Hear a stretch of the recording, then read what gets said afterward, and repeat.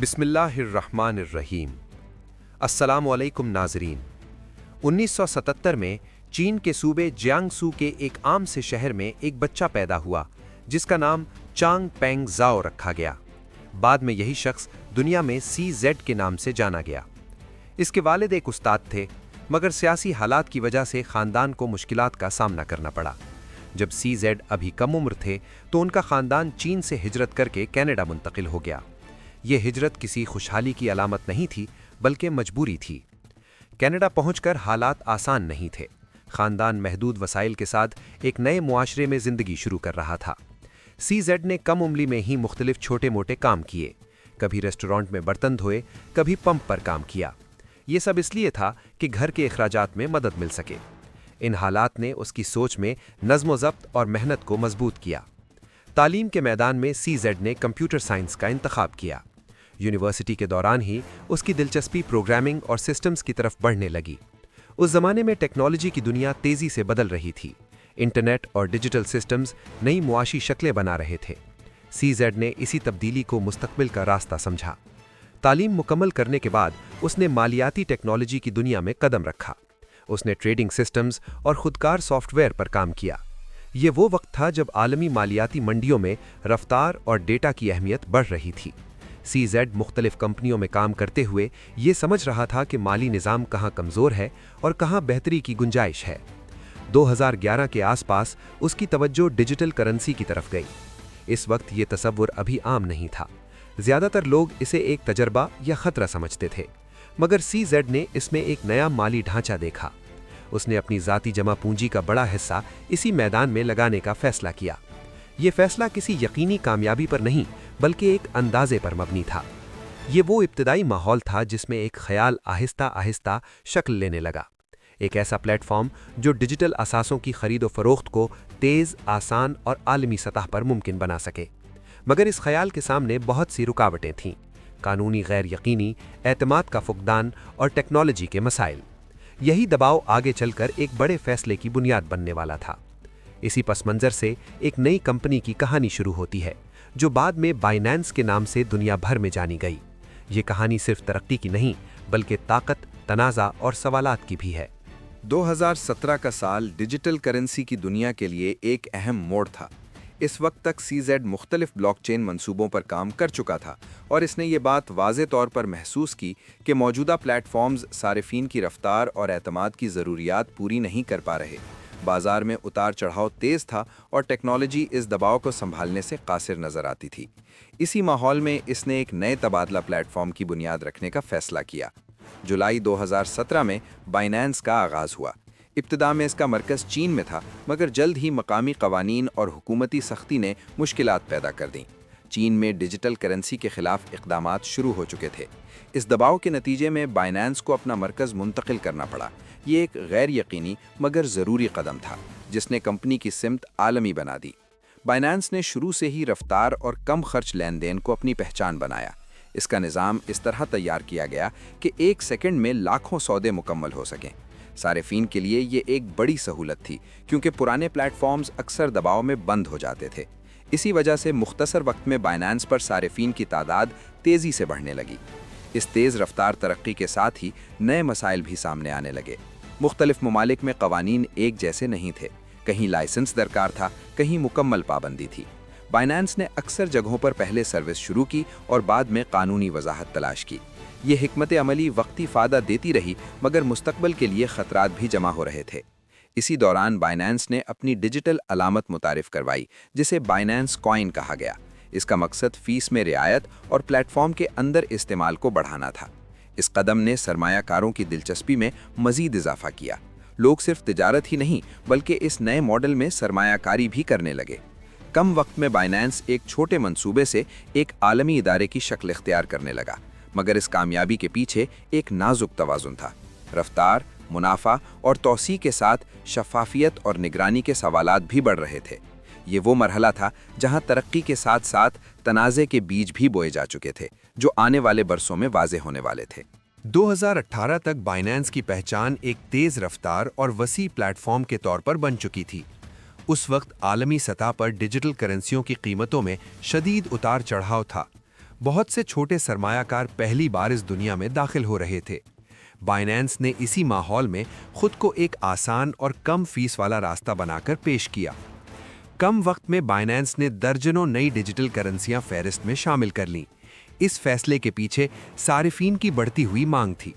ہر نیا منصوبہ زیادہ منافع کے وعدے کے ساتھ سامنے آ رہا تھا، مگر اس تیزی میں جانچ پڑتال کا عمل کمزور ہوتا چلا گیا۔ کئی ایسے منصوبے بھی شامل ہوئے جن کی بنیاد مضبوط نہیں تھی۔ اسی عرصے میں بائنانس نے مختلف ملکوں میں مقامی دفاتر اور شراکت داریوں کا اعلان کیا۔ مقصد یہ تھا کہ ہر خطے کے صارفین کو مقامی سہولت فراہم کی جائے، مگر حقیقت یہ تھی کہ قانونی حیثیت واضح نہیں تھی۔ کئی حکومتیں یہ سمجھنے میں مصروف تھیں کہ اس نئے نظام کو کس طرح قابو میں لایا جائے۔ 2019 میں بائنانس کو ایک بڑے حفاظتی واقعے کا سامنا کرنا پڑا۔ پلیٹ فارم سے بھاری رقم چوری ہو گئی۔ اگرچہ کمپنی نے نقصان اپنے ذخیرے سے پورا کیا، مگر اس واقعے نے سوالات کھڑے کر دیے۔ صارفین کو پہلی بار یہ احساس ہوا کہ جدید ٹیکنالوجی کے باوجود خطرہ مکمل طور پر ختم نہیں ہوا۔ اسی دوران سی زیڈ نے بارہا یہ موقف اختیار کیا کہ بائنانس ایک غیر مرکزی نظام کی طرف بڑھ رہا ہے۔ اس بیان کا مقصد اعتماد قائم رکھنا تھا، مگر حقیقت میں فیصلوں کا اختیار چند افراد کے پاس ہی تھا۔ یہ تضاد آہستہ آہستہ ماہرین کی نظر میں آنے لگا۔ ترقی کے ساتھ دباؤ بھی بڑھ رہا تھا۔ مالیاتی ادارے منی لانڈرنگ اور صارف شناخت کے معاملات پر سوال اٹھانے لگے۔ کچھ ممالک نے انتباہ جاری کیے، جبکہ کچھ نے بائنانس کی خدمات محدود کر دیں۔ یہ وہ مرحلہ تھا جہاں واضح ہو گیا کہ صرف تیز ترقی کافی نہیں۔ قوانین، شفافیت اور جواب دہی اب نظر انداز نہیں کی جا سکتی تھیں۔ یہ تمام عوامل مل کر آنے والے بڑے تنازعات کی بنیاد رکھ رہے تھے۔ بائنانس اب صرف ایک کامیاب ادارہ نہیں رہا تھا، بلکہ عالمی نگرانی کے مرکز میں آ چکا تھا۔ 2020 میں دنیا ایک غیر معمولی صورتحال سے گزر رہی تھی۔ عالمی وبا نے معیشتوں کو سست کر دیا تھا۔ اسی ماحول میں ڈیجیٹل کرنسی کی طرف لوگوں کا رجحان تیزی سے بڑھا۔ گھروں میں بند افراد آن لائن سرمایہ کاری کے نئے راستے تلاش کر رہے تھے۔ بائنانس کے لیے یہ ایک غیر متوقع مگر فیصلہ کن موقع تھا۔ اس عرصے میں بائنانس کے صارفین کی تعداد میں غیر معمولی اضافہ ہوا۔ روزانہ لاکھوں نئے اکاؤنٹ بننے لگے۔ لین دین کا حجم ریکارڈ سطح تک پہنچ گیا، مگر اسی رفتار نے نظام پر دباؤ ڈالنا شروع کر دیا۔ صارفین کی شناخت، رقوم کے ذرائع اور قانونی تقاضے پیچھے رہنے لگے۔ مختلف ممالک کے مالیاتی نگران اداروں نے بائنانس پر توجہ مرکوز کر لی۔ برطانیہ، جاپان، جرمنی اور دیگر ریاستوں نے سوالات اٹھائے۔ بنیادی مسئلہ یہ تھا کہ بائنانس کا مرکزی دفتر واضح نہیں تھا۔ کوئی ایک ملک ایسا نہیں تھا جو مکمل ذمہ داری قبول کرتا۔ اس ابہام نے اعتماد کو کمزور کیا۔ اسی دوران بائنانس نے نئے مالیاتی منصوبے متعارف کرائے۔ قرض، منافع پر بچت اور پیچیدہ تجارتی سہولیات عام صارف تک پہنچا دی گئیں۔ بہت سے افراد ان مصنوعات کی نوعیت کو سمجھے بغیر سرمایہ لگانے لگے۔ نقصان کی صورت میں شکایات بڑھنے لگیں، مگر جواب دہی کا نظام واضح نہ تھا۔ 2021 میں ڈیجیٹل کرنسی کی قیمتیں عروج پر پہنچ گئیں۔ بائنانس کے بانی کی دولت میں بھی غیر معمولی اضافہ ہوا، مگر اسی سال منڈی نے اچانک رخ بدلا۔ قیمتیں تیزی سے گریں، لاکھوں افراد کو نقصان ہوا۔ اس بحران میں بائنانس کا کردار زیر بحث آیا۔ ماہرین نے سوال اٹھایا کہ آیا پلیٹ فارم نے خطرات کی درست وضاحت کی تھی یا نہیں۔ صارفین کو یہ احساس ہوا کہ آزادی کے نام پر تحفظ کم ہو چکا تھا۔ یہی وہ مرحلہ تھا جہاں کامیابی اور تنازع ایک دوسرے کے بالکل قریب آ گئے۔ یہ حالات اس بات کا اشارہ تھے کہ بائنانس کا مستقبل اب صرف کاروباری فیصلوں پر نہیں، بلکہ قانونی اور اخلاقی دباؤ پر بھی منحصر ہو چکا تھا۔ 2022 میں حالات نے واضح رخ اختیار کرنا شروع کیا۔ عالمی مالیاتی اداروں نے بائنانس کے خلاف باضابطہ تحقیقات تیز کر دیں۔ اصل مسئلہ یہ تھا کہ بائنانس نے کئی برس تک مختلف ممالک میں خدمات تو فراہم کیں، مگر مکمل مقامی قوانین پر عمل نہیں کیا۔ خاص طور پر صارفین کی شناخت اور غیر قانونی رقوم کی روک تھام کے نظام پر سوالات اٹھے۔ امریکہ میں سرکاری اداروں نے بائنانس کے لین دین کا تفصیلی جائزہ لینا شروع کیا۔ یہ دیکھا گیا کہ آیا پلیٹ فارم پر مشکوک رقوم کی نقل و حرکت ہوئی یا نہیں۔ اسی دوران میڈیا میں ایسی رپورٹس آئیں جن میں بتایا گیا کہ کچھ جرائم پیشہ نیٹ ورکس نے بھی بائنانس کا استعمال کیا۔ اگرچہ یہ الزامات براہ راست کمپنی پر جرم ثابت نہیں کرتے تھے، مگر نگرانی کی ناکامی کو نمایاں کرتے تھے۔ ان تحقیقات کا بائنانس کے اندرونی نظام پر دباؤ بڑھتا چلا گیا۔ کئی اعلیٰ عہدیدار کمپنی چھوڑ گئے، مختلف ممالک میں بینکوں نے بائنانس کے ساتھ شراکت محدود کر دی۔ صارفین کے لیے رقم جمع کرانا اور نکلوانا مشکل ہوتا گیا۔ اعتماد، جو کبھی بائنانس کی سب سے بڑی طاقت تھا، آہستہ آہستہ کمزور ہونے لگا۔ 2023 میں صورتحال فیصلہ کن موڑ پر پہنچی۔ امریکی حکام کے ساتھ بائنانس کے مذاکرات سامنے آئے۔ آخرکار بائنانس نے تسلیم کیا کہ ماضی میں قانونی تقاضوں پر مکمل عمل نہیں ہوا۔ کمپنی نے بھاری مالی جرمانہ ادا کرنے پر رضامندی ظاہر کی۔ اس فیصلے نے دنیا بھر میں واضح پیغام دیا کہ ڈیجیٹل کرنسی بھی اب قانون سے بالاتر نہیں رہی۔ اسی مرحلے پر بائنانس کے بانی نے انتظامی عہدہ چھوڑ دیا۔ یہ فیصلہ ذاتی نہیں بلکہ ادارہ جاتی دباؤ کا نتیجہ تھا۔ ایک ایسے شخص کے لیے جس نے صفر سے عالمی سلطنت بنائی، یہ ایک تاریخی مگر تلخ موڑ تھا۔ بائنانس اب بھی موجود تھی، مگر پہلے جیسی بے خوف نہیں رہی۔ یہ دور اس حقیقت کو نمایاں کرتا ہے کہ تیز رفتار ترقی اگر ضابطوں کے بغیر ہو تو بالآخر قیمت چکانی پڑتی ہے۔ بائنانس کا سفر اب صرف کامیابی کی کہانی نہیں رہا تھا، بلکہ احتساب کی ایک مثال بن چکا تھا۔ اس مالی تنازع اور قانونی دباؤ کے بیچ بائنانس نے پاکستان اور بھارت دونوں بازاروں میں اپنے قدم مضبوط کرنے کی کوشش کی، مگر دونوں ممالک کے حالات مختلف رہے۔ بائنانس اور پاکستان ایک اہم مارکیٹ بن چکا ہے جہاں لوگوں کی دلچسپی بہت زیادہ ہے۔ ایک تازہ رپورٹ کے مطابق بائنانس پر تقریباً 17.5 ملین پاکستانی صارفین رجسٹرڈ ہیں، جن کے زیر انتظام تقریباً 5 ارب امریکی ڈالر کے ڈیجیٹل اثاثے موجود ہیں، اور پاکستانی صارفین کا سالانہ تجارتی حجم تقریباً 250 ارب امریکی ڈالر تک بتایا گیا ہے۔ یہ تعداد صرف رجسٹرڈ صارفین تک محدود ہے۔ تجزیہ کاروں کا اندازہ ہے کہ پاکستان میں 20 سے 40 ملین افراد کسی نہ کسی شکل میں کرپٹو کرنسی استعمال کرتے ہیں، جس سے واضح ہوتا ہے کہ یہ مارکیٹ عالمی سطح پر بھی بڑی ہے۔ 2025 میں پاکستان نے بائنانس اور دوسری بڑی کرپٹو ایکسچینجز کو مشروط اجازت نامے جاری کیے ہیں تاکہ وہ مقامی سبسڈریز قائم کریں اور مکمل لائسنسنگ کے لیے درخواستیں تیار کریں۔ یہ اجازت نامے کسی بھی طرح کا مکمل آپریشن نہیں بلکہ ابتدائی مرحلے ہیں، جس کے تحت اینٹی منی لانڈرنگ سسٹم میں اندراج، مقامی خدمات کی تیاری اور لائسنسنگ کی راہ ہموار کی جا رہی ہے۔ اسی سلسلے میں پاکستان نے 2 ارب امریکی ڈالر تک کے ریاستی اثاثوں کی ڈیجیٹل ٹوکنائزیشن یعنی سرمایہ کاری کا ڈیجیٹل روپ پر مشترکہ امکان تلاش کرنے کے لیے بائنانس کے ساتھ ایک مفاہمہ نامہ بھی طے کیا ہے، جس کا مقصد ملکی بانڈز، خزانے کے بلز، توانائی اور کموڈٹی ریزروز کو بلاک چین پر لانا ہے۔ مزید برآں، بائنانس اور فوجی فاؤنڈیشن نے بھی لیٹر آف انٹینٹ پر دستخط کیے ہیں، جس میں پاکستان میں بلاک چین، ادائیگی اور ویب 3.0 انفراسٹرکچر پر مل کر کام کرنے، تعلیم و تربیت دینے اور نوجوانوں کو اس فیلڈ میں شامل کرنے کی بات کی گئی ہے۔ ان پیش رفتوں سے ظاہر ہوتا ہے کہ پاکستان صرف کرپٹو پر قابو پانے یا نگرانی کے لیے قدم نہیں اٹھا رہا، بلکہ اسے ایک مضبوط مالیاتی پلیٹ فارم بنانے کے طور پر بھی دیکھ رہا ہے، بشرطے یہ کہ مکمل قانونی اور ضابطہ جاتی دائرہ کار طے ہو۔ بائنانس اور بھارت نے بھی کرپٹو کے بارے میں اپنی پالیسی واضح کی ہے۔ پہلے بھارت میں بائنانس پر پابندی عائد ہو گئی تھی کیونکہ وہ مالیاتی قواعد و ضوابط، خاص طور پر منی لانڈرنگ کے قوانین پر عمل نہیں کر رہا تھا۔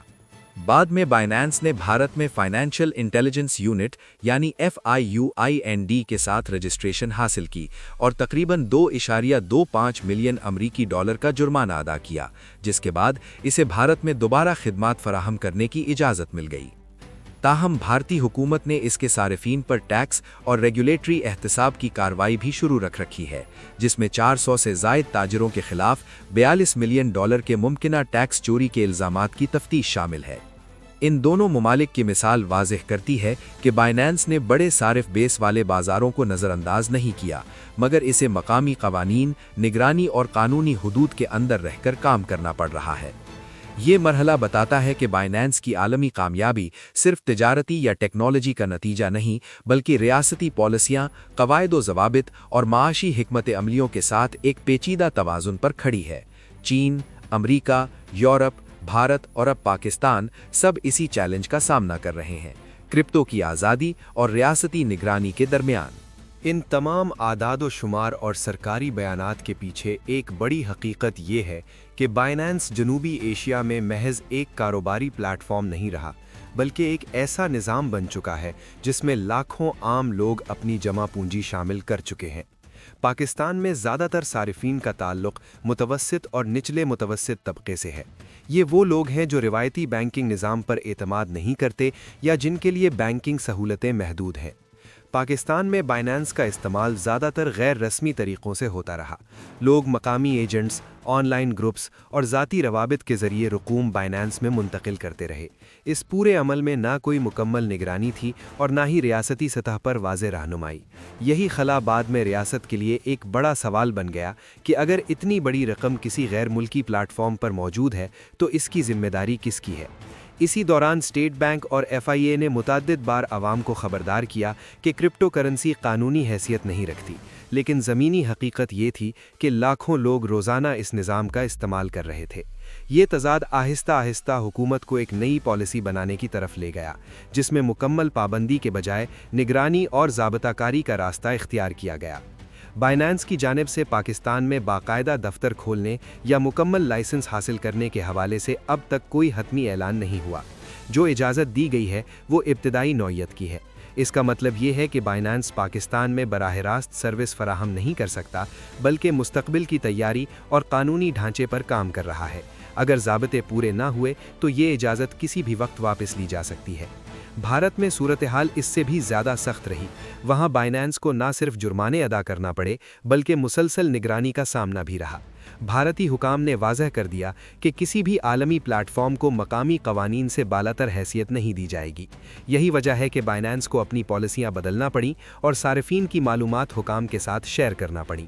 یہ تمام حالات اس بات کی نشاندہی کرتے ہیں کہ بائنانس کا مستقبل صرف ٹیکنالوجی یا صارفین کی تعداد پر منحصر نہیں۔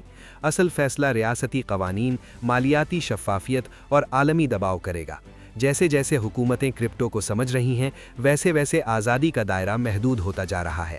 یہاں سے کہانی ایک ایسے مرحلے میں داخل ہوتی ہے جہاں سوال صرف بائنانس کا نہیں رہتا۔ سوال یہ بن جاتا ہے کہ کیا کرپٹو نظام ریاستی کنٹرول کے ساتھ زندہ رہ سکتا ہے یا پھر یہ ہمیشہ تنازع اور غیر یقینی کا شکار رہے گا۔ اسی سوال کا جواب آنے والے برسوں میں بائنانس اور اس جیسے پلیٹ فارمز کی قسمت کا فیصلہ کرے گا۔ 2023 کے بعد بائنانس ایک نئے مرحلے میں داخل ہو چکی تھی۔ یہ مرحلہ تیز رفتار توسیع یا نئی منڈیوں پر قبضے کا نہیں تھا، بلکہ بقا، اعتماد کی بحالی اور قانونی مطابقت کا تھا۔ وہ کمپنی جو کبھی قوانین سے پہلے رفتار کو ترجیح دیتی تھی، اب ہر قدم ریاستی اجازت اور نگرانی کے ساتھ اٹھانے پر مجبور تھی۔ یہ تبدیلی کسی نظریے کی وجہ سے نہیں، بلکہ عالمی دباؤ کا نتیجہ تھی۔ اس پورے سفر کا سب سے بڑا اثر عام صارف پر پڑا۔ دنیا بھر میں کروڑوں لوگ جنہوں نے بائنانس کو محفوظ اور مدید نظام سمجھ کر اپنی رقم اس میں رکھی، اچانک غیر یقینی صورتحال کا شکار ہو گئے۔ کچھ نے بروقت رقم نکال لی، کچھ انتظار میں رہے اور کچھ ایسے بھی تھے جنہیں قواعد کی تبدیلی نے نقصان پہنچایا۔ یہ حقیقت واضح ہو گئی کہ ڈیجیٹل نظام میں تحفظ صرف ٹیکنالوجی سے نہیں بلکہ قانون سے آتا ہے۔ ریاستوں کے لیے بھی یہ ایک سیکھنے کا مرحلہ تھا۔ حکومتوں نے محسوس کیا کہ مکمل پابندی عملی حل نہیں اور مکمل آزادی خطرناک ہے۔ اسی توازن کی تلاش میں نئے قوانین، نئے ادارے اور نئی نگرانی کے نظام وجود میں آئے۔ بائنانس جیسے ادارے اب اس ستارے کا حصہ بن چکے تھے، چاہے وہ چاہیں یا نہ چاہیں۔ بائنانس کی کہانی ہمیں یہ سمجھاتی ہے کہ مزید مالی دنیا میں طاقت صرف سرمایہ یا صارفین کی تعداد سے نہیں آتی۔ اصل طاقت اعتماد، شفافیت اور جواب دہی سے پیدا ہوتی ہے۔ جب یہ عناصر کمزور پڑ جائیں تو سب سے بڑی سلطنت بھی سوالیہ نشان بن جاتی ہے۔ بائنانس آج بھی ایک بڑی حقیقت ہے، مگر اب اسے ہر فیصلے کی قیمت پہلے سے زیادہ سوچ کر ادا کرنی پڑتی ہے۔ یہ داستان نہ مکمل کامیابی کی ہے اور نہ مکمل ناکامی کی۔ یہ ایک ایسے دور کی نمائندگی کرتی ہے جہاں ٹیکنالوجی، سرمایہ اور ریاستی اختیار آپس میں ٹکرا رہے ہیں۔ اس ٹکراؤ کا انجام ابھی مکمل طور پر سامنے نہیں آیا، مگر سمت واضح ہو چکی ہے۔ مستقبل اسی کا ہوگا جو رفتار کے ساتھ ذمہ داری کو بھی قبول کرے۔ اگر آپ کو یہ کہانی پسند آئی تو لائک کریں، کامنٹ کریں اور منی سٹوریز اردو کو سبسکرائب کریں۔